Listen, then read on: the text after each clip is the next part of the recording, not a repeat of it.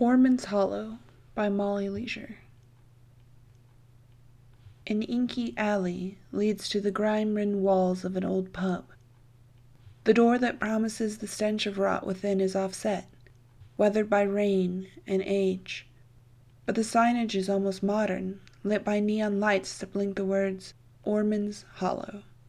Beneath it, another sign, open whenever. But the second sign isn't fully lit.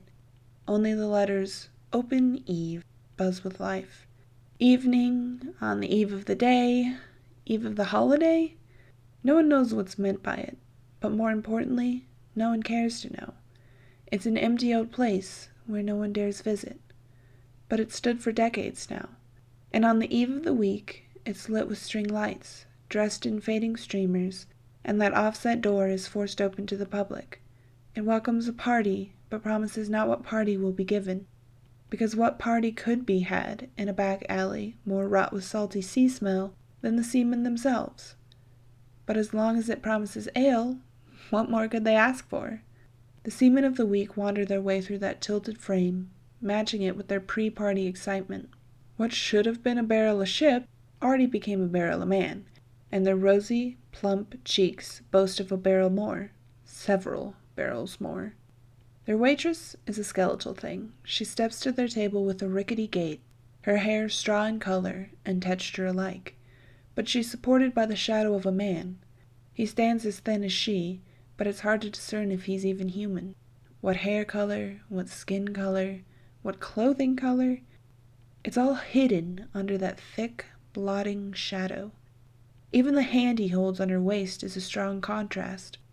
Spilled ink to pallid skin. But the seamen don't see him. One reaches a lecherous paw forward, prepared to latch on with an anchor's weight. He doesn't even notice his fingers are stroking through the shadow of a man.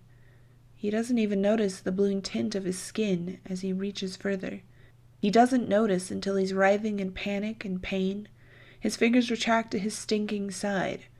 But what fingers? 4 stubs hold cold in the night air, and the other seamen laugh. They jeer at him for his tendencies. They act it normal to lose 4 fingers for one falter of self-control. And the waitress goes on to take their order, as the shadow that rests against her pulls her closer.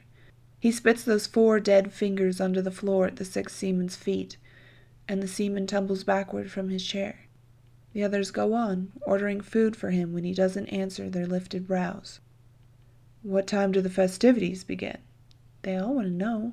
They're all thinking of their snag for the night, or perhaps shag. Their accents are thick, drawled, and drowning in booze, but the waitress remains poised, clacking their steins to the table. She announces it's already begun, and they laugh. How could it have begun? They're the only ones present. More will come. It's a promise. More will come. More of a threat. She returns to her station at the bar, where a bartender wipes down 3 clean steins. He has a row of 20 sem before him, but he's still cleaning more. He wipes them with careful precision. He wipes until they squeak with cleanliness. Despite his meticulous focus, he never once looks at the steins that pass through his fingers. In fact, he doesn't look at anything. Where 2 eyes should form above his nose, there's nothing more than eyebrows. White hair as bright as sun-bathed snow. They stem from a sun-kissed skin that burns red in the orange light. A sun-blessed man with a delicate touch. He turns to his companions, seeing them both, and asks with his weak smile, "The festivities have begun?" The pale waitress nods. Shadows glide through the thin walkways between tables, set up on stools at the bar, and rest across from one another in booths. They sing a similar tune to her shadow, but bring an electric excitement he struggles to produce. The lights overhead flicker, brightening the dingy old wood in a warm glow. It's certainly begun. She attends to them with a similar interest for the seamen. This is her job. This is her calling. But it doesn't bring her joy. Her second half, her drifting man, he's the one who pleasures in this work.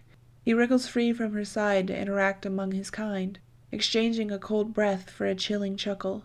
Their stories go on for hours, but no one else hears them. Not the waitress, not the sun-blessed man, and not the seaman whose banter only grows. The party continues without a hitch. Each kind keeps to their own, partially due to being too drunk to stand with anyone else. And the shadows weave in and out of the pub. They cheer with the fading streamers, they rest against the twinkling string lights, and they call out to their passing friends, "Join the festivities, join the party, the more the merrier." But the seamen are alone. No fleshy folk dare join them, and they call out to no one that passes. They're all but collapsed over the wood of the table, and the shadows have taken to snickering behind their backs. They could snicker beside them, before them, in them, and these seamen would never be the wiser. But alas, the shadows believe themselves to be classy folk.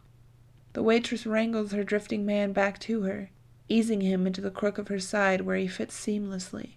As the moon continues easing through the black sky, the customers will only increase, and these drunken seamen have overstayed their welcome. "Send them on, please." She asks this of the sun-blessed one, not of the wavering shadow beside her, and that's always been a sore disgrace. He reaches for the sun-blessed man, prepared to remove a few fingers, toes, maybe even a limb, but remains frozen in place at the waitress's side. "Sirs," it's a simple call, a gentle call. "Sirs, I must ask you to make space for the others."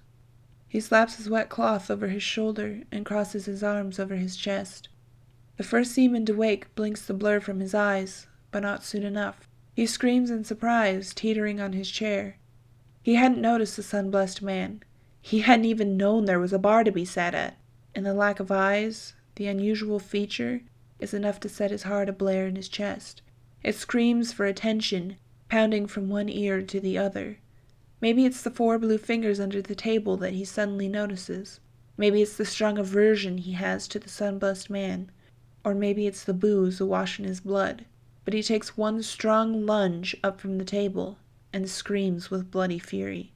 It shatters the cheer of the ghostly partygoers around him, and it shatters the kindness in the sun-blessed man. "I'll have you restrain yourself, sir." Grabbing his stein from the table, that seaman swings it forward. It connects with the sun-blessed man's head, sending him back a step. He should be able to dodge. He's had plenty of years of practice, and the seamen are always a rowdy group. But he wants that particular strike to hit him. He's tired of serving these ill-mannered men, and he's ready to make a point about it. The shadows around them gather, surrounding the seamen at their small table. "I'll ask one more time. I'll have you restrain yourself." But his ask falls on deaf ears pulsing with blood, adrenaline, and fear. The seamen rise as a unit, fighting alongside the first. But what are they really fighting? Their self-respect? Their entrance to the pub? Their last hold on life? The shadows consume them, bluing them in the way the first seaman lost his fingers. And the sun-blessed man turns away. He has no control over his guests. Their lust for revenge, their inclination towards murder, it's just written in them, the way it was once written in him. That's why his eyes were taken away from him.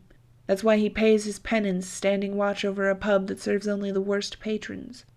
And that's why he's made to hold parties in honor of their successful haunting. Well done, serving that old lady a heart attack. She had several years left, but no more. Well done, ruining that building for any that thought it grand. It could have been a glorious sight, but you stripped it of its reputation. Well done, scaring the children that once danced in joy in the alleys behind their homes. Now they fear their lives will rot away if they as much as dare to step from their doors. Well done. Well done, serving the worst men that remain floating in this wretched place. The sun-blessed man ends the party short that night, dragging his tilted door closed to the public. He tears down the streamers, extinguishes the string lights, and even unplugs the pub signage. For that one night, he doesn't want to atone for his sins. For that one celebration, he wants to sit on the roof, wallowing over a stein of his own.